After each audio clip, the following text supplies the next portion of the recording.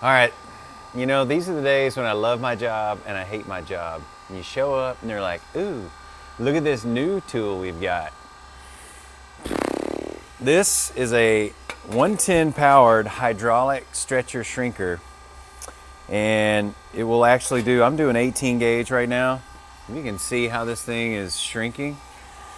This will go up to 14 gauge, which is almost the thickness of a bumper.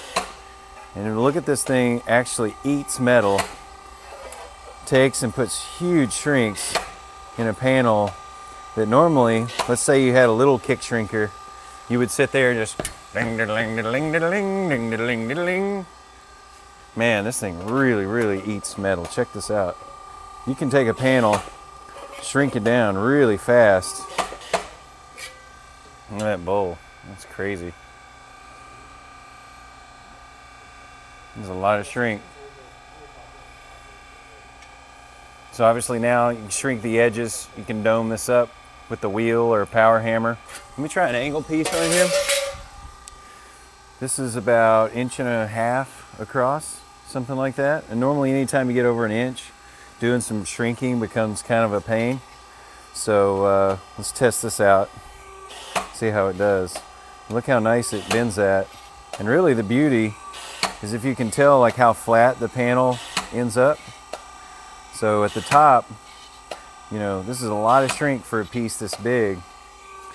And a good application for this would be, you know, sometimes on like a 32 Ford, you get like an inner panel on top of the rail. You want to use like really thick metal to make that floor strong, and it's hard to shrink. Or you want to use some thicker gauge stuff, you know, if you want to build something out of thicker material than normal.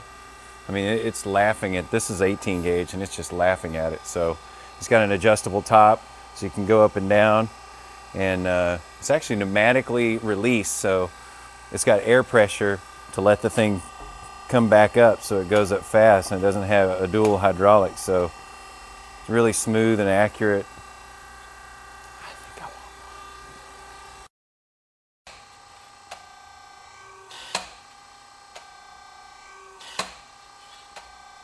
Look at that. Usually 1.5 inches is really hard to get a curve like that. And I can actually see that the metal is getting thicker as it pushes itself together. It's really hard to get an 1.5 inch flange to do that in 18 gauge. So.